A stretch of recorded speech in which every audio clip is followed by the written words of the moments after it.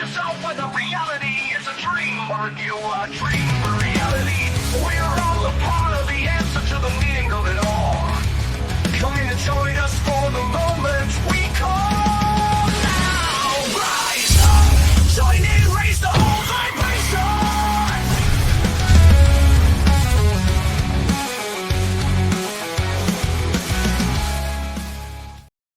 Hello. Welcome to the live stream of consciousness. It is Thursday, May 29th. That's the live version of this moment. If you are here, it is Thursday, May 29th. Do me a favor and help me tickle the algorithm. And I stole that from Michael Phillip. But just comment hashtag live. If you comment hashtag live, it tells the algorithm somebody's here and maybe somebody else would want to show up. And thank you, Ninja Kitty, for always participating in the show. Good to see you. Like I said, it's Thursday. It's May 29th. I'm excited. My guests are starting to come in, and they're guests that are people that I don't know, which I really enjoy. I think the show started because I knew so many interesting people, and I wanted to kind of have a forum for all of the different metaphysical modalities that I was experiencing and all of the connections that I made between them. And now the community has grown with the Sacred Spiral Network on the West Coast, and Lara Starr, who had me on her show. She's also got an amazing kind of collective. She does a show, Coffee with the Collective, every morning, and addresses some really cool things that I think are not addressed every day in the mainstream, in the workplace. Maybe, in my circles they are, but I'm imagining they're not, right? I mentioned things like Bashar, and some people don't know who Bashar is, but for me, most people that I know do know. So things like that. But anyway, here we are. We're here to talk about consciousness and what connects us all, energy. Those are the kinds of things that I love to explore. I love to clear the space for the moment and kind of get all on the same page, ground and centered, because we're here intentionally in this moment, right? You guys are here watching this, kind of here to receive, here to participate, here to just kind of exchange energy. If you're here watching the replay, you're still doing that. So I like to clear the space. I have this bowl. I know I've been introducing it every week, but I've got to try something different with the sound. So my engineers on the podcast side have been telling me that there's an audio issue. So I'm hoping that I don't have to do anything and change anything. Everything will work and you'll hear it and it won't duck it out and release it and kind of cover it up after it ring and let it ring out. But what I'd love for you guys to do is, as I ring out the bowl, just take a deep breath in through your nose, really slow, and feel it. Just feel it go in through your nose. And as you're doing that, just listen to the sound. Listen to the ringing out of the sound. And here we go. Let's clear this space.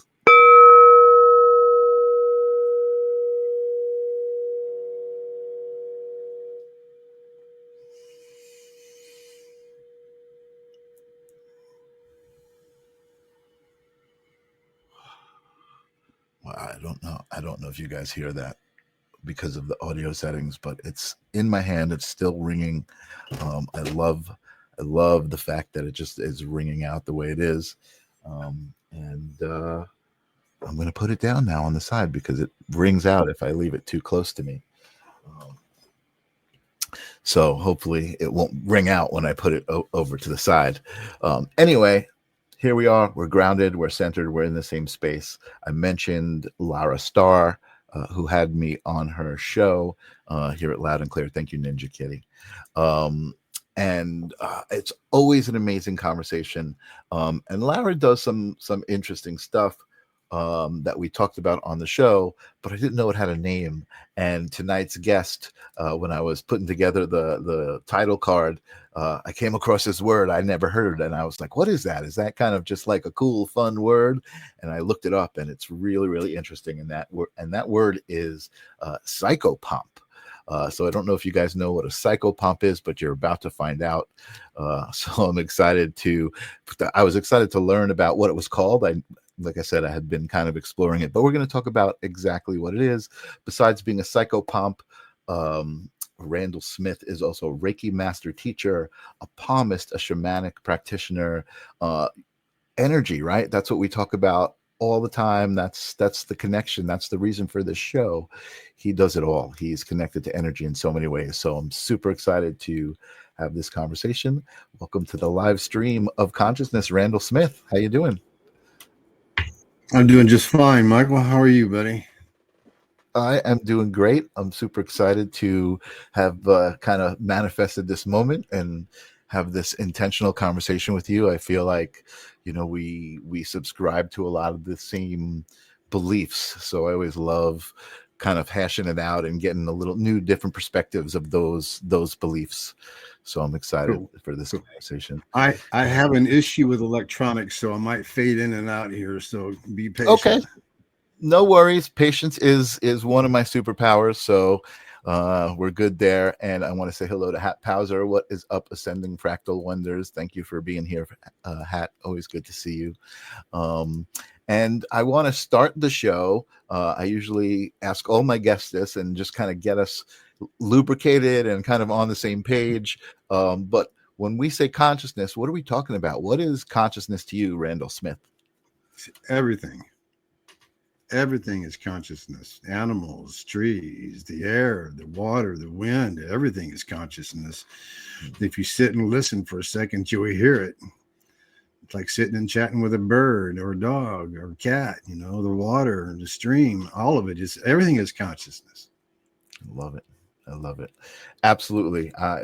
Perfect answer. I would even say you're as you were saying that, right, listening to the stream and kind of communicating with it, right, and interacting with its energy, I would say the breeze is consciousness. I feel very often laying on the beach, if I feel the breeze, I feel like the universe is caressing me. And it's just an amazing way to frame it, right, in your head for that moment, because you experience it on that level. Absolutely. Which is pretty cool. Awesome. So I said that you are involved with all these energetic practices. Psychopumping specifically is one I want to talk about.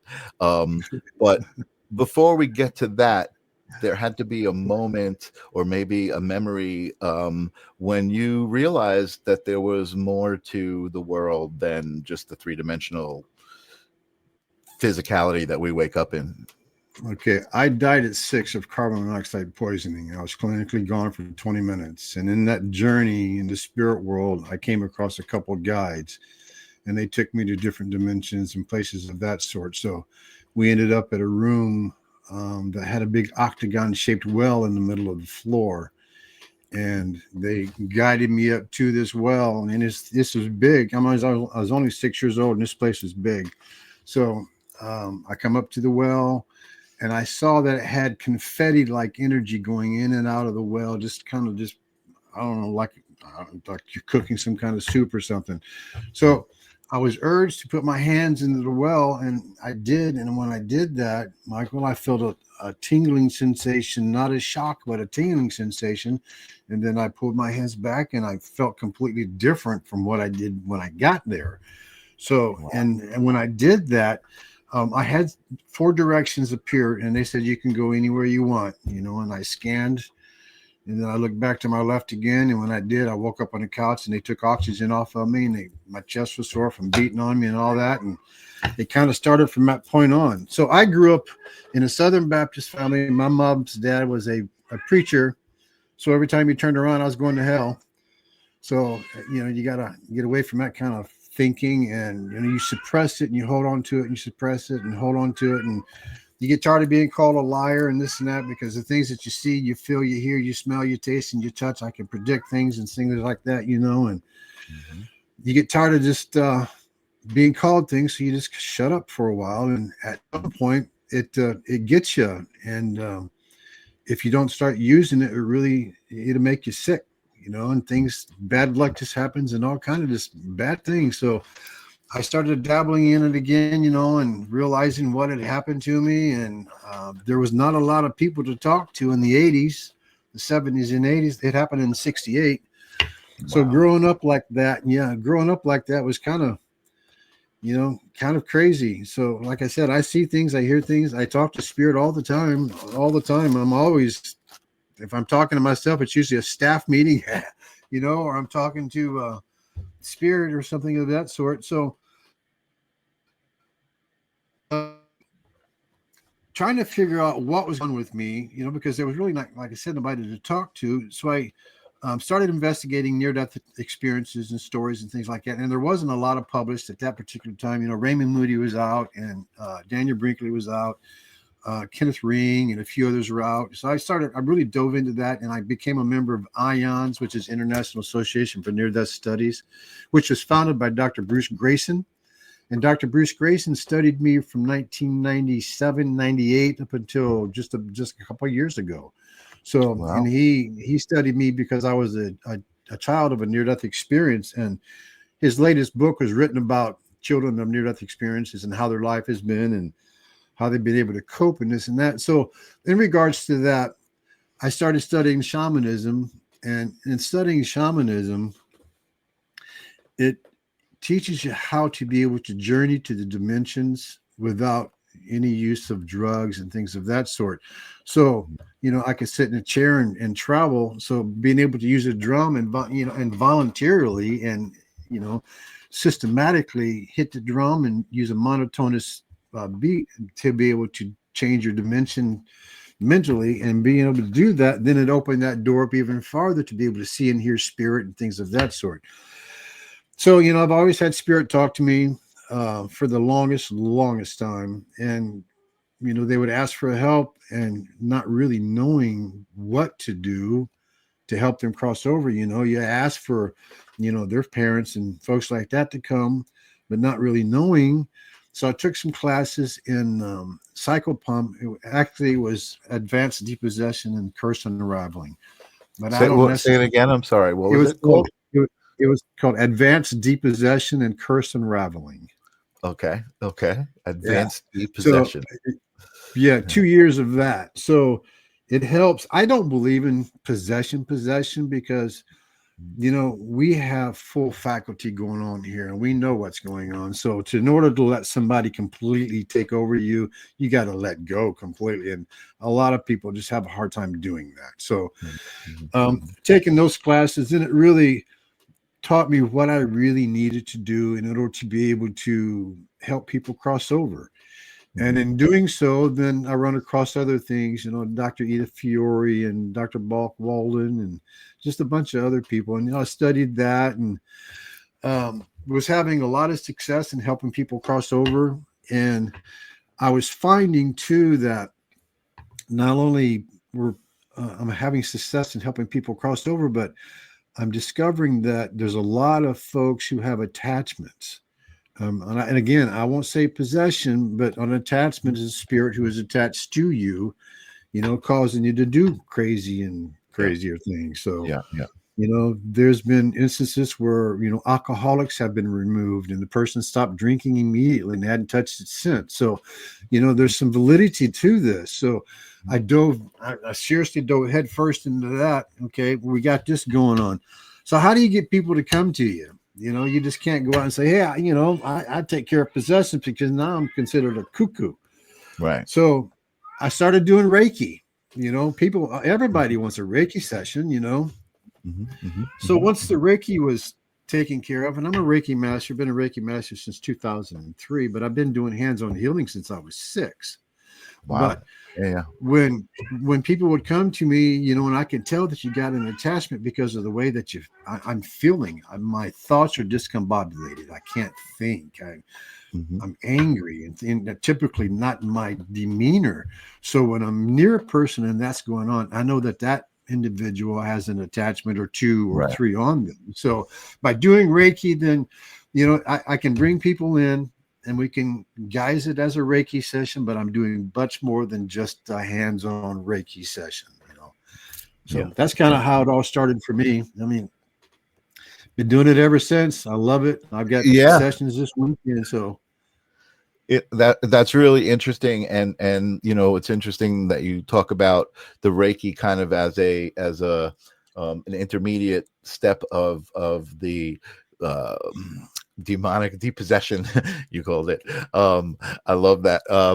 But because my partner, the quiet healer, who's here, hello, she does Reiki, and that was bleh, stepping on my words. It was the first time that I met somebody who does Reiki combined with mediumship. She's also a medium, and she explained to me that that was kind of the way that the messages would come through. She would get the person relaxed enough to the point where she could then energetically, get the messages, right? So energetically, she was working on them physically, Exactly. and then spiritually. So I want to kind of back up, because you talked about this, and I like the fact that you're kind of saying it's not really a possession, because I learned about this but through watching Lara, the whole idea of an energetic attachment, right? The idea that spirits that are in the energy realm attach themselves to your energy and affect you. Absolutely. And that's exactly what you're talking about. So I just kind of wanted to break it down for people who may not have gotten that that's what we're talking about. And I also like the story because I had never heard that before, a near-death experience with that very specific recollection of putting your hands in the well, and this energy, this description of like cooking, right? Water, like these particles, kind of confetti, you said, putting your hands in, and then being given a choice, and then boom, you're alive again. I want to go back to that moment for a minute, because again, that was the story that you told me about realizing there was something else, right? So when you came back, you had recollection of this whole story because you just told it to us nice and crystal clear. But what else happened? Like, so, or was it what was happening after that? You said you came back and you felt different. So now Yeah. were you seeing I energy? You were feeling energy? Yeah, I've seen auras and energy ever since then. The thing that got me was talking back to what I'm hearing going on right here. I'm not Mhm. schizophrenic or nothing like that. I have validation upon validation upon validation messages. But, anyways, if it wasn't for the fact I believe that I can communicate with spirit from somebody who has passed but not crossed over, and bring others from spirit to help them cross over, to me, that's the key to having a very successful psychopomp Mhm. session Yeah. or whatever. I just did one on a gentleman in Florida. I mean, I'm in northern Indiana.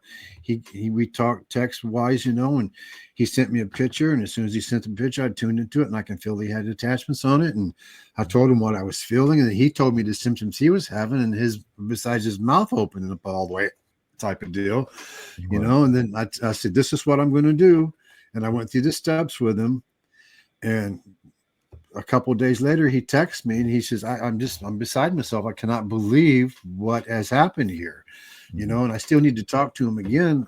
He asked for a phone consultation. I need to do that yet, but yeah, Mhm. he was amazed. And this stuff, Yeah. it works. It works. The thing is, Michael, is we're a hollow bone. Mhm. All we're doing is holding space. We're prepping the stage. I'm a professional drummer, been a drummer all my life, and I just Awesome. retired. I retired in 2003 from being a professional musician. Just too much of a headache with everything else going on. And Yeah. when you're sensitive and you're playing in nightclubs, it really bombards you. Mhm. So I Mhm. got out of that. But anyways, Mhm. so going back to it, there's no separation in space and time. I can tune Mhm. into your voice, and then once you've asked for family, friends, and loved ones of those who are trapped here to come forth and assist with and help with the healing. Then the light appears, and those folks come from the light, and you're basically just holding space. And they're Mhm. doing the work. You're guiding. Then if you get somebody here who's asking questions, and you can hear the questions being asked, I've been to the light. I didn't stay there a long time, but we came from the light. We're going to go back to the light. So when they're talking to me, and I'm hearing, and I can respond back to them, and then I'm getting goosebumps, and I'm hearing, thank you, thank you, thank you. Oh, there's mama, or there's my grandpa, or there's, Mhm. yada, yada, yada. You can't deny that. You just can't. I mean, you can, but why would you want to do that? So you can't deny what you're feeling and Yeah. hearing and sensing.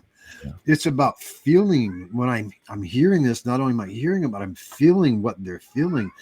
I've been here for, I don't know what time is it. I've been here this long. Oh my God, you guys are dressed funny, and so I help them cross over. I mean, That's amazing. And again, I had never heard the word psychopomp, right? So when I made that connection, oh, that's what Lara does, and that's what you do as well. The thing I love so much about it, and I don't talk to a lot of people who do that. I talk to a lot of psychic mediums and channelers, but that's a little bit of a different part of the connection to the spirit realm, and rather than bringing messages from the other side to people who are on this side, being able to help the spirits that are on the other side actually free themselves from this realm because they're trapped here. I mean, that's like a whole nother Absolutely. layer to it. So tell us more about that. I mean, that's like, because again, the stories I've been hearing from Lara's show about going to battlefields, right, and doing this in mass, right, because there are so many spirits kind of trapped there, and those kind of experience. Do you have, like, what's your favorite experience as far as a spirit that you let free? See, what time is it? Okay. Okay. One of the ones that really stick out to me, and you probably heard this story on Laura's program. I get text all the time. Text, I imagine you do too. So, anyways, I get a text from a young lady and her husband. They're getting older, and they have a home in southern Indiana, and it's in the Indiana National Forest area. So, they got hills and things like that. And she said it was on the side of a mountain. I'm from Chattanooga, Tennessee. You don't know mountains up here in Indiana. Okay. So anyways, I look at what she sent me, and it's a brand new home. I mean, brand new home. They haven't even moved in it yet because they live maybe 200 yards up, and they're getting older, and they don't want to have to drive down this hill all the time in Indiana weather. So brand new home, and it's got a finished basement, finished walkout basement. Well, the basement wall has broke 3 times. Cracked from one end to the other 3 different times. They tear it out, put a new one in, tear it out, put a new one in. The ground's not settling, nothing's going on. It's been there forever. So I look at it and I see all these orbs. Well, I know the difference between an orb and dust particles and so on and so forth, So I'm looking at this and I'm going, yeah, there's a bunch of orbs in this picture. Okay, I can sense what's going on just by the picture. So she hires me to go down and take care of it. So I get down there, and I don't like for people to be in the home or the surrounding area when I do any type of extrication work, which would be removal of spirits. So I asked them to leave and go into town for a little bit. And I said, I'd call you when I get done. So this is a pretty big piece of property. So I have to walk around it for a little bit. So to prep myself, I sit in the middle floor, meditate for a couple minutes. I bring a drum and or a rattle with me. And this time I had to rattle. So I'm rattling at 6 to 8 beats per second, which is monotonous, and it'll put you in an altered state of consciousness. I can already see and feel things, so I want to be able to see better. So I'm rattling, and I get the presence of some gentleman sitting next to me. So I look over, and there's this kid. I mean, he couldn't have been 17, 18, 19 years old. And he has what looks like a Confederate top and the alternative pants on and no shoes. And he looks pretty bad, So when I sense him and I see him sitting there, he's fading in and out. So I know the energy is pretty weak. So I'm sitting there and I'm rattling, and I see him, and I stop rattling, and he starts kind of chatting with me a little bit. I have to really concentrate on his vocal because I'm just having a tough time hearing it. So we're talking here a little bit. And when he starts talking and I can feel the vibrations, then it appears in front of me. I'm sitting in the lower level with the walkout basement, where the walkout basement's got an incredible view. And I'm looking at a gully, and the gully is about 300 to 400 yards wide, and it goes up. So you're looking down and it goes up. So it's kind of like in a canyon type deal, but it's not. So I'm looking around, and I see bodies laying here, and I see bodies laying there, and I see bodies laying there, and I'm seeing bodies laying here. There's not like 15 or 20. There's like 4 or 5. three or four or five, and they're scattered all over the place. Mhm. And it's like, oh my God, what is going on? You know? So I'm talking to him, and he says they had a skirmish down there. Um, he said they had a skirmish, and I don't remember exactly. It's been a while back. I don't remember exactly who the skirmish was against, but they were farmers, they were blacks, they were Native Americans, and they were all against somebody. Don't know, again, like I don't remember who they were, but anyways, Mhm. I get it all taken care of, and I get them all to go, and I bring. I ask for family, friends, and loved ones of those who are trapped here. And in situations like this, I ask for rescue spirits of the light, and I ask for warrior spirits. Mhm. And when they come, they're on the battle mentality. When they come from the light to help those who were in the battle mentality, so it helps them to cross over. So when these people appear and there's conversations going with them all, then you just see this mass exodus of just white and gold light just everywhere. So I'm feeling it. I got goosebumps all over, and this is really high energetic spot that I'm in. So when this is all taken care of, there's kind of a calm in the area, and the gentleman says, "Thank you, thank you, thank you, thank you." And he's just thanking me profusely, and I thank him for allowing me to be able to be there to help them. Since this is all cool and taken care of, and I'm scanning the scene, and I feel just absolute peace, this peace beyond peace. So when that's done, I'll rattle. And when I rattle, I'm closing that door that we opened so that they can go through. So I'm rattling the whole property, the building, and I go out and rattle the whole property just to close things off to keep the activity down. Right. So sitting there, and it's kind of an emotional thing when you're seeing all this and you're feeling all of it, and his anguish, and they've been there for, I don't know, 150 years, however long it was. Mhm. But the spirit's been in that spot for that long, so after it's all said and done, I'm blessing the place, and I feel just extremely good about what had happened. So I called the lady and her husband, and they come up, and I was telling them about what was going on, and I told them the story, and they said, "Hey, take a little trip with us." And I said, "Okay, we can do that. I'm kind of hungry. I'm thinking they're going to take me get something to eat, Mhm. So we go down there, drive. The drive was probably half mile, 3/4 of a mile long, going down this big hill. So we get to the bottom of the hill, we turn to the left side, and we go around the back right here, and we wasn't, I don't know, 400 yards from the driveway. She pulled right into a cemetery right behind the property. Now, I didn't know that was there. I didn't come in that direction. I had no idea it was there. And she goes, "Look," and I said, "Oh my God." I don't know how many graves are in that cemetery, but there were a lot. There were a lot. So that was probably one of the most memorable experiences as far That's as, cool. yeah, it was. I'm telling you, man, it was just awesome. Yeah, That's that so was cool. crazy. Yeah. So That I was want to crazy. ask a question about the drum, because as you were telling the story, I was just imagining that's kind of probably a technique to get yourself into like a hypnotic state. Kind of, is that? Yep, exactly. Yeah, at Wow. 6 to 8 beats per second, it puts you into theta. When you're into theta, that's where the dreams are taking place, theta and delta. So when you're in those states right there, then you can maneuver around because you're not asleep, but you're in a hypnotic state, self-induced hypnotic state, but 6 to 8 beats per second. Right. So, and by doing that, you can journey. A lot of people do, and that Yeah. was taught through shamanism.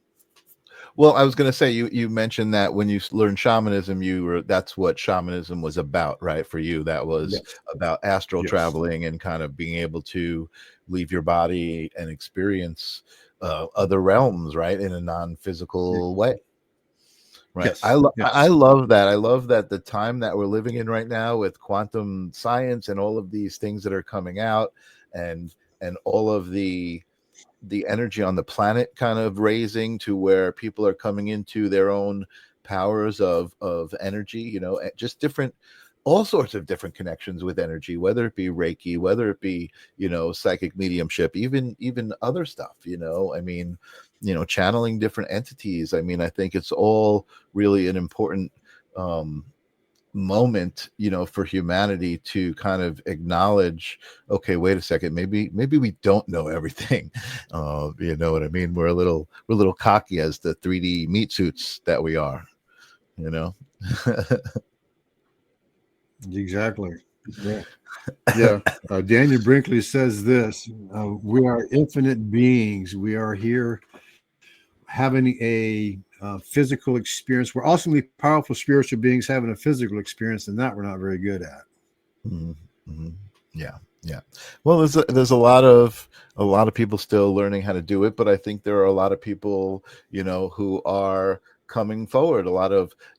I'm not a big fan of like terminology, right? But like a lot of light workers, right? Who are people who Right. do have this, unique connection to source, whatever aspect of that it might be, and they're able to express it in a way that other people are like, oh, wait a second, there is something here beyond this physical, aspect that we're kind of, has been molded and shaped into something that it wasn't necessarily supposed to be. Maybe, who knows? Yep. TV's done that to us. Yeah, yeah. I think a lot of things, I I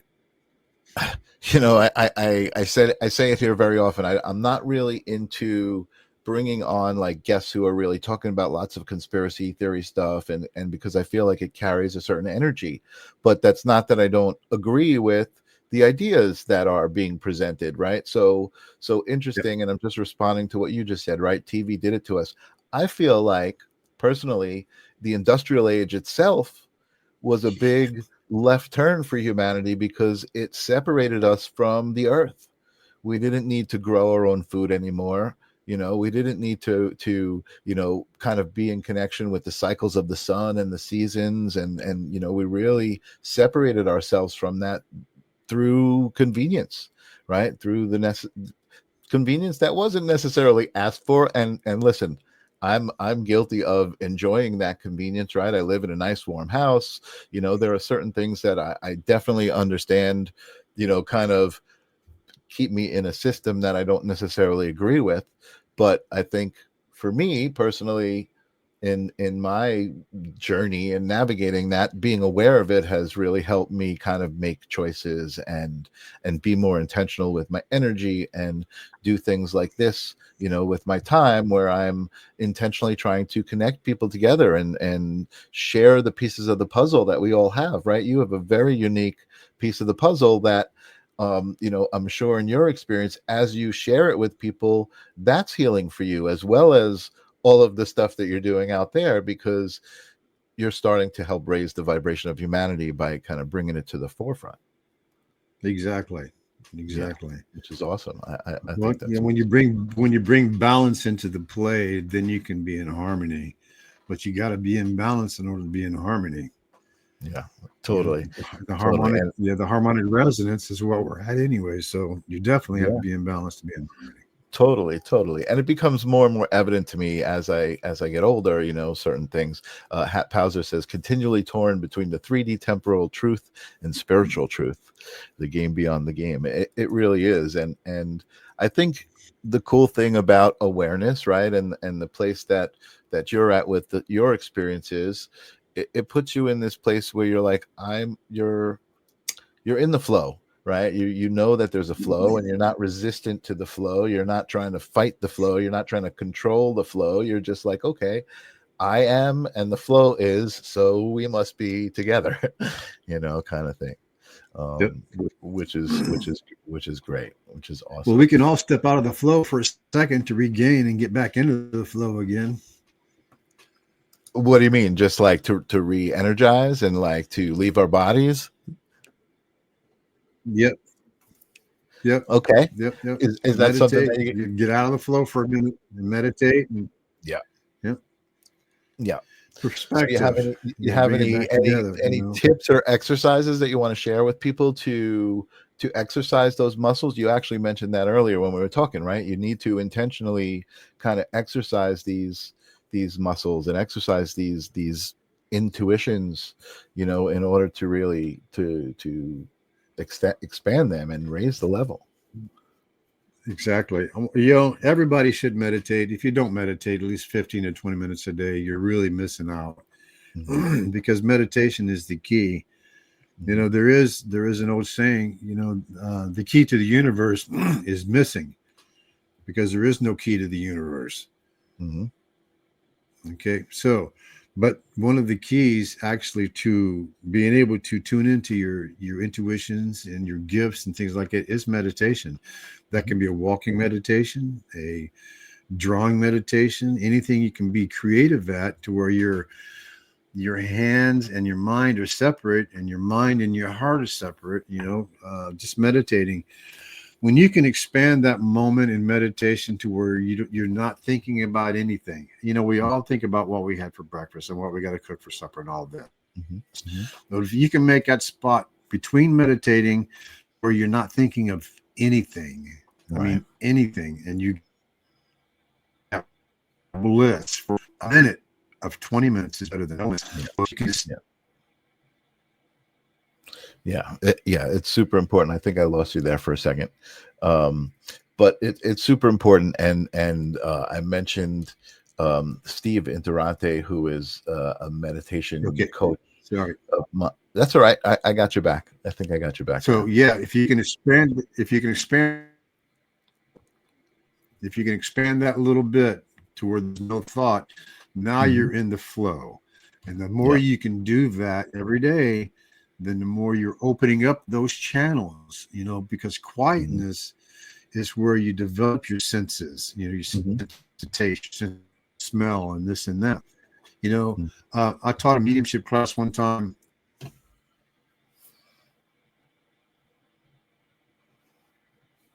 See, I told you I have electrical problems, man. That's all good.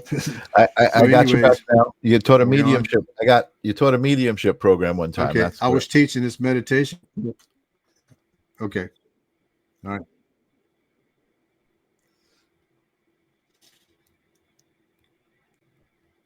I got you. I see you. Okay. You co- you Okay, coming in and very out. good. So I was teaching a mediumship class one time, and I said, "This is how you tune in to people. This is how you tune in." Okay, imagine you're sitting at a table, 4 or 5 people sitting around the table, and everybody's talking, Mhm. and you hear a conversation going on way over there that sparks your interest. Tune into that conversation way over there. You're still hearing these people, but you're tuned in that conversation a couple, 3 or 4 tables over. That's what it's like to be a medium or a psychic. You're tuning into the conversations you're hearing over there. And Mhm. when you hear those, now tune into those. Same thing with taste, smell, and feel. If you're feeling something, or women have more of a high intuition than men do because they pay attention to the belly. We pay attention to football games. So when we can pay attention to how we feel, because our body is our meter. Yeah. If somebody's talking bad or a real bad energy, you find yourself pushing away from them. If somebody's speaking truth and this and that, you find yourself leaning into them. Your body is that meter, and you can feel. For me, I feel if somebody has an attachment on by the way that I feel. Am I anxious? Am I angry for no reason? What's going on here? Do I feel like drinking for some reason? Do I feel like Mhm. killing myself for no reason? It's like, Mhm. okay, now I need to tune into the person that's making me feel like this. There's something going on there. So Mhm. that's Mhm. kind of, and that you can get to that by meditating. Okay. Mhm. The energies, you can get to those energies by meditating, and you have to be able to do that. However you need to do it, but you need to at least meditate 15 to 20 minutes every day in Mhm. order to tune into those. And when you do, start testing yourself and teasing yourself. Pick up some cards, play with the cards. I used to do it with the phone until we got caller ID, and that didn't work. So, but yeah, That's just fun. test yourself all Yeah. the time. It's interesting that you're saying that. I'm going to ask you a really weird question. Um, I heard your cat, right, talking. Yeah. Very, very awesome. You have a very vocal cat, and I know that because I had a vocal cat who like sometimes almost sounds like they're saying words, right? It's Oh like yeah, we talk all the time. I can tell. But the question I have for you is this: do you have a fishbowl or something in the room with you there? Like maybe No, some I sort of do not have odd a little pet, you know? I don't have a fish bowl here, but I do have a fish tank upstairs. No, okay. No, that's But not yeah, it. no, I don't have a fish bowl here. No, I got enough cats, man. I don't need any more critters. Yeah, that's awesome. So, the reason I was asking you that is because of this conversation that I heard recently about being in control of existence, right? With through your thoughts and through your energy and through reality. And the idea in the conversation was this: a lot of times when you're driving, you kind of get into this automatic mode, right? You're just like you drive, and then kind of all of a sudden you're at where you're at. You don't even remember, that kind of thing. But the idea of the conversation was, if you're going somewhere, like you're going to get groceries, you're going to the doctor, you're going to a specific place that you've been before, you can, in your head, imagine yourself arriving there, getting your groceries, doing the thing, and saying thank you for allowing me to arrive safely, and everything's cool. And then later, when you're there, you kind of can feel that moment.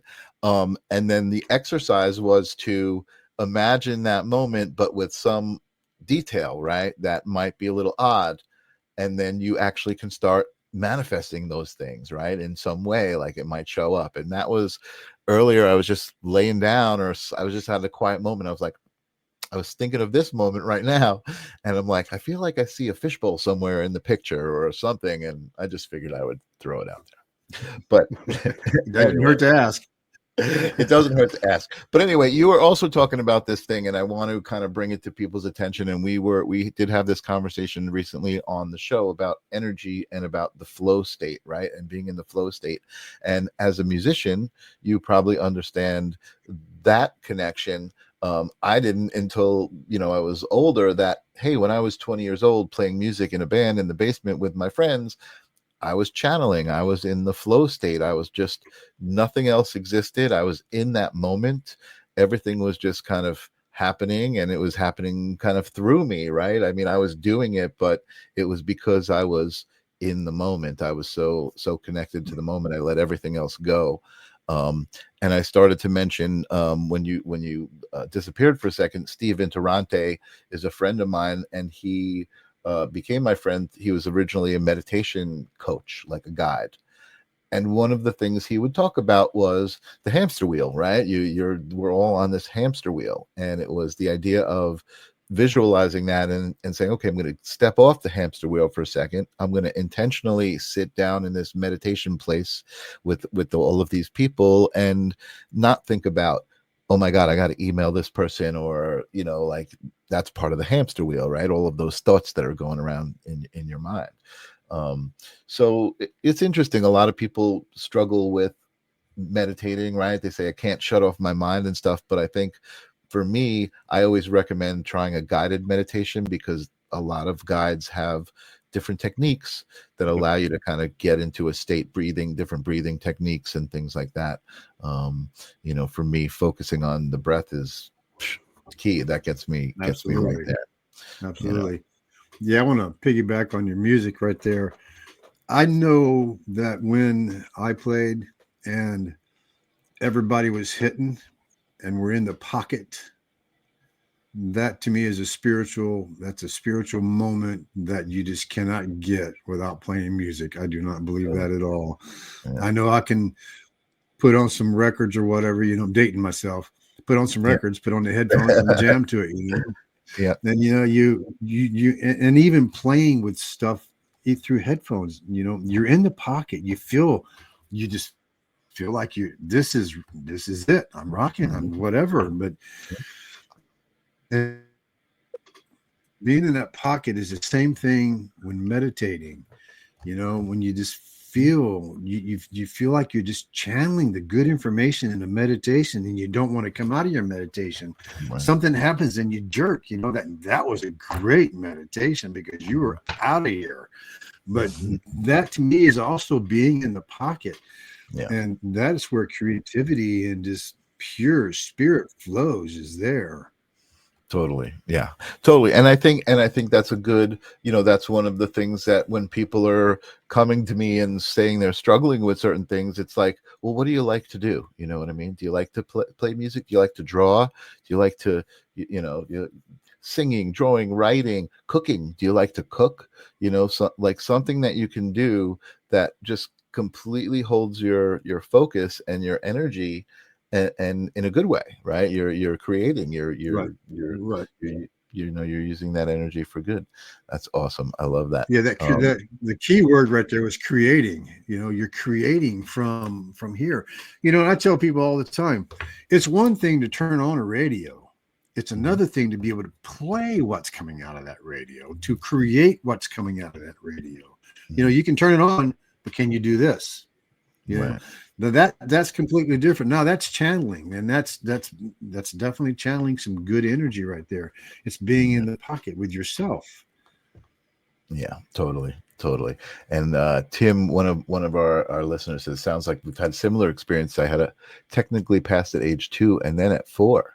I was in a coma with a fractured skull. Many surgery happens a few more times. Yeah, Tim has some incredible stories of surviving beyond human experiences, and the resilience and the love inside of Tim.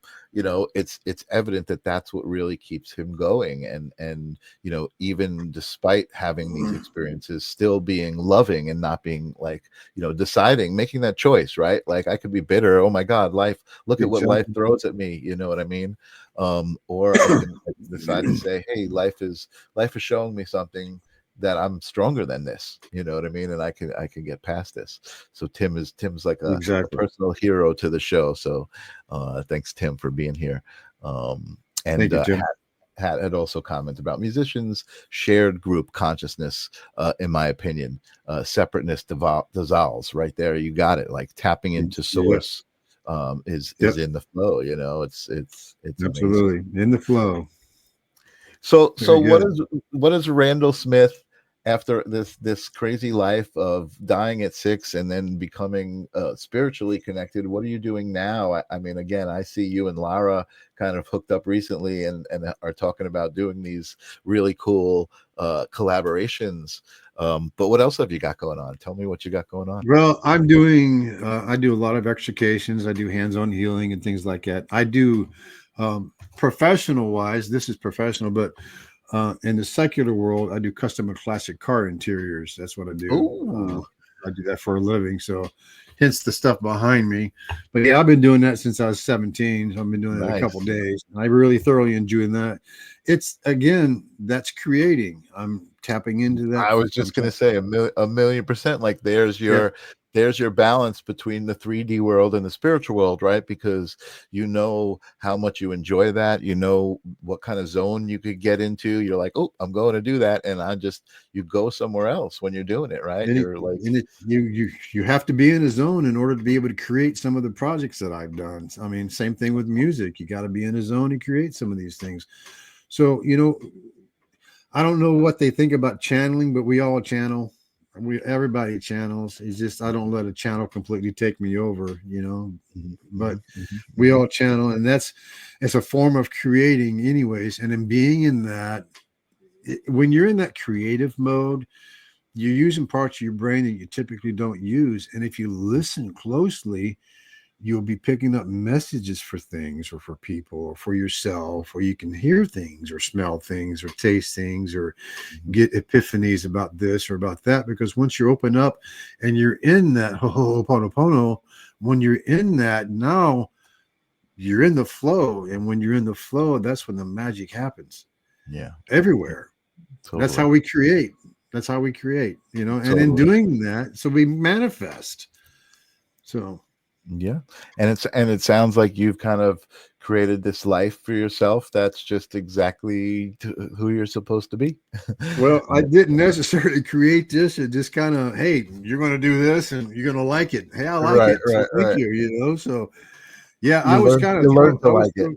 I learned to like it. But you know what though, Michael, it didn't take much to learn to like this, because when you help somebody cross over that's been here for 100 years, 200 years, 300 years, 400 years, 500 years, it does something to you, bud. It just does something to you when you can feel it, when you feel it in your heart.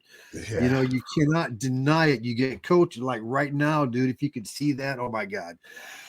When you help somebody cross over, and I'm just a hollow bone. It's spirit that Yeah. does the work. Yeah. It just Yeah. channels through me, and I Mhm. allow that. My guides and myself allow that.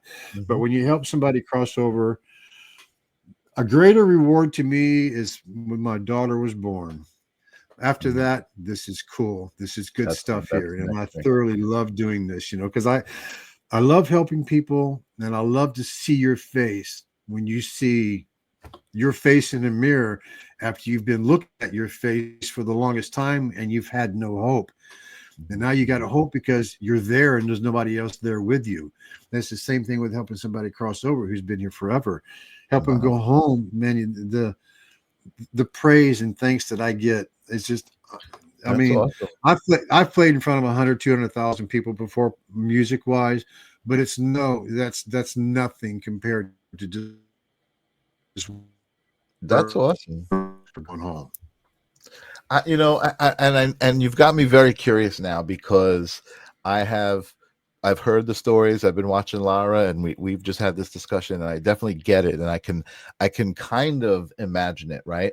But for me personally, because of who I am and because who my friends are, and I've told my viewers this before, I kind of have this psychic fetish, right? In that I don't go to a psychic to get a message. I'm not looking for any messages, so I have no reason to go to a psychic myself. But I love being around psychics doing readings because of what you're talking about, this energy, this healing energy, right? The person that gets the message, the person that delivers the message, the psychic himself, my friend Christopher. I'm like, wow, you must get so much healing from that, just like you're describing now. But you've just added an extra layer on it, which is somebody who's been trapped here for hundreds and hundreds of years, and freeing them to go into the light. Like that's got to be, I mean, I can only imagine. I can and I can't. It's You awesome got? to hear you Can I tell describe it. another story? Oh Can I tell yeah, another story? absolutely. Okay. All right. Please Well, do. I'm gonna pull Reiki into this one here. Cool. Well, the lady knew what I did besides the Reiki, so that's why she came to me. But I got a call from a woman I've known for a very, very long time, very good person, and she was having some serious problems, and I felt it when as soon as I recognized it when I seen her, seen her name on my phone. Mhm, So, mhm, and I felt it as soon as I said hello, and I mhm. just, oh my God, there's something serious going on here. So she goes, I need to see you, Randall. I got to see you. I said, okay. When you get back, let me know. I didn't ask where she was. I didn't care. I just knew she was gone on vacation. So she gets back about a week and a half, 2 weeks later, and makes the call, and I get her in, and when I do a Reiki session, typically I start at the head and then I work all the way down. I don't touch any word private, nothing like that, but I go all the way down the body. But the moment I touch your head, I'm tuned into you. Mhm. There's things that I do beforehand. I do my prayers and I ask for guidance and I ask for all my guides to come in. And depending on the situation, I am always asking for those who are related to family and friends of those who are trapped here or possibly stuck here to come forth and assist and help with the healing. I always ask that. And Gotcha. when I do, there's always a light somewhere within the room that will appear. It's very dim to most, but it appears somewhere in the room. So when she come in, I've already done all this and I'm ready for her. I'll have her lay her on the table. I'll cover her up with a sheet for privacy. So I touch her head. And as soon as I touch her head, Mike, I saw, um, I saw a man who had a wheelbarrow, an actual wheelbarrow. And in this wheelbarrow, there were bodies laying in it, 4, 5, Oh, 6, 7, I don't know. But there were bodies laying in this wheelbarrow. wow. He would take it and he would roll it, take it and dump it in a pit, go back and get more, take it, roll it, and dump it in the pit. And I seen him do this time and time again. As I've got my hands on her head, I let go. I had to back up. I'm going, oh my God, what did I just see? You know, I smoke pot occasionally here and there, but I don't do anything that's going to cause that kind of hallucination stuff, you know. Right. So it's like, oh my God. So I go back. I ask for more protection, and I do all that I do, the ritual stuff. So I touch her head again, and as soon as I did, I'm back to the same scene. And that typically don't happen unless there's something going on. So I see him, and he's dumping, and he's dumping. And I said, okay, I got to get this guy to cross over because he's causing her some problems. So I'm talking to him. I get his attention. So I'm talking to the guy, and he leaves, you know. And I'm thinking, oh, cool, got it. Boom, he pops back and he's got the wheelbarrow again, and he's dumping these people. And I'm thinking, oh my God, what did I do? So I get him to cross. He crosses. Boom, he comes right back again. It's like, oh, I'm not doing something right here. Something's going on. Something's bigger happening here. So I asked for more help. So I'm working on him, and then boom, it comes into my head. You need to cross them over first, and then he'll cross. So I'm going, okay. So there's a lot of people. There's a lot of people in this pit. So I got as many people as I can get to come from the light to assist with the healing in this situation. So it's just like, boom, sparklers going off. All these spirits are taking off. And then finally he goes, thank you. Oh my God. Thank you so much. And as soon as that happened, I seen her body just relax on the bed. And it's like, oh, wow. You know, so I do her entire system. I get her chakras going again. And in doing what I do the infinity symbol over the body. I ask for Archangel Michael's sword, and I'll cut all emotional cords that have to do with anything. You can't cut the silver cord for a person's life. You can't do that. But you can cut and ease all pains. So I'm doing that until I feel no drag. It probably took, I don't know, 3-4 minutes to do this. So I'm not feeling any drag. So I stopped doing that.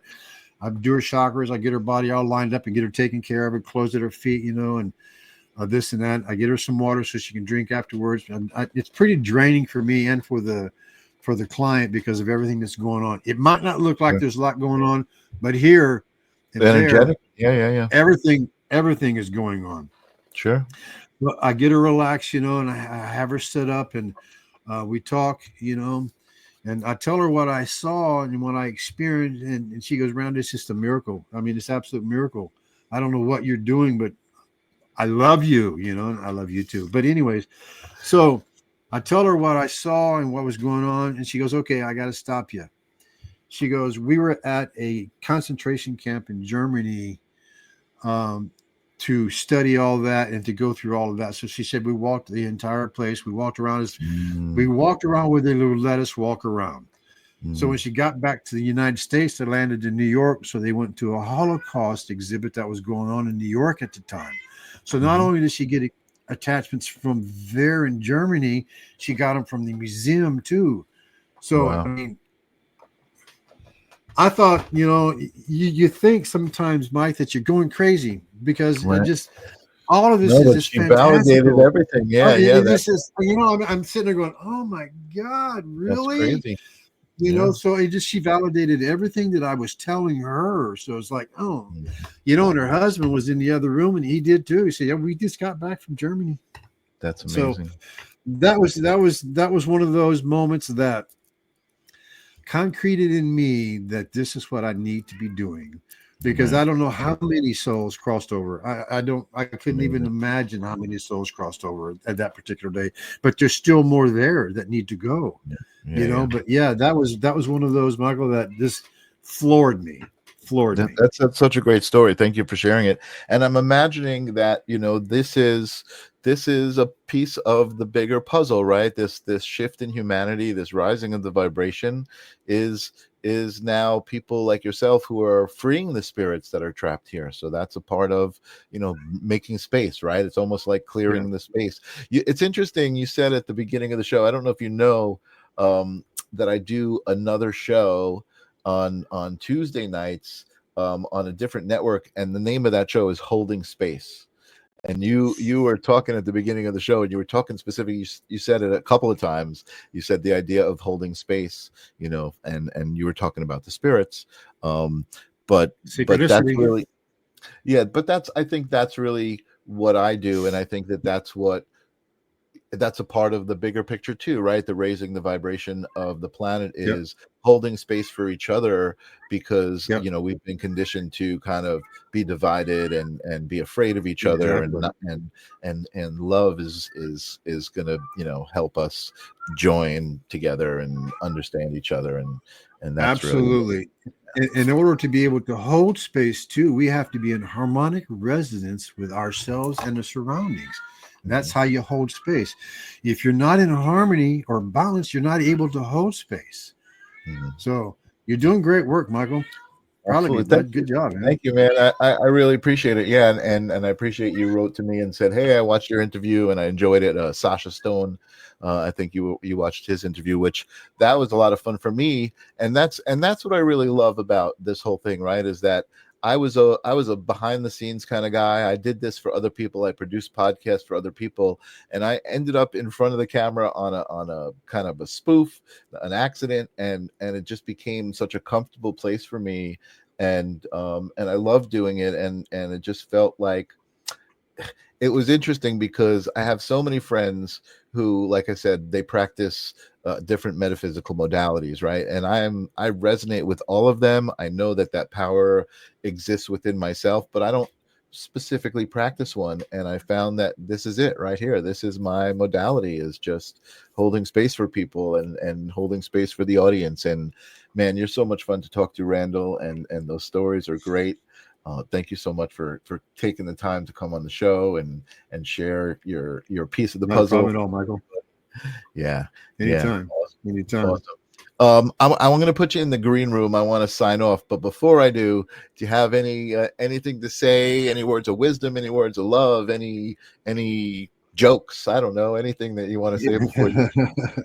Okay. In the near death experience, everybody will experience this at the end of your life. Okay. You will become everybody you've ever encountered. So watch what you say, watch what you do, because I guarantee you this: you will become everybody you've ever encountered, and the same goes for them too. So if you've had somebody who wronged you, not only will they become you, but they will experience what becoming you did to his family and friends and this and that because of your action. Wow, So you will become everybody you've ever encountered. that's awesome. So watch what you I say and never do. heard anybody say it that way. You hear life review and this and that, and you hear all these different perspectives of it, and that's a brilliant, so brilliant. Oh, Randall, thank you so much for that. That's awesome. Thank you, Michael. Thank Appreciate it. Totally cool, man. We'll definitely have you back. I'm going to put you in the. Don't sign off because I want to say goodbye to you Okay. personally. But let me All right. sign Very off good. my show, and I'll talk to you in a minute. Oh, guys, I don't know if you guys feel the way I feel after the shows. I feel really energized. I feel so happy to have met another energetic soul who is just aligned with the purpose of doing good on this earth. No matter what that is, whether it's channeling or reading cards or tarot or all sorts of things, cooking, whether it's cooking. I've had my dentist on the show, right? My dentist is doing his magic in some way. I mean, everybody's got a piece of the puzzle. You guys are so awesome for always being here and kind of giving me purpose, it's like I gotta show up. Ninja Kitty's going to be there. I got to do the show at least for Ninja Kitty. And Tim, thank you always for sharing yourself. Oh, Tim, before I go, let me give you a little bit of a stage here. You wrote this poem a while back, and you feel it's relevant. It was totally relevant to the meditation. A butterfly grabbed me by my attention, dragged me into the forest to see a wood nymph about my cluttered mind, said I needed to meditate. I confessed, I can't. My thoughts are too loud. She bit me, paralyzed me, and ate my brain. It's been all quiet since. I guess meditation works. That's a great poem. Thank you. Thank you for sharing that, Tim. That is awesome. And I will see you guys on Tuesday. I had a list in front of me and I couldn't find it. Kelly Brickle from Holding Space from the Sacred Spiral Network has booked me all through June for Holding Space. So I've got a whole bunch of new people I'm going to meet on Holding Space, and then on the live stream of consciousness as well. You know, you guys know it's always cool. So just, if you feel like showing up, show up. Tell your friends about it. Like I said, tickle the algorithm. Let them know you're here. If you're watching the replay, hashtag replay. Until then, I will see you guys next week. Peace. This is the theme song for the live stream of consciousness. You gotta ask yourself whether reality is a dream or you are dream reality. We're all a part of the answer to the meaning of it all. Come in and join us for the moment.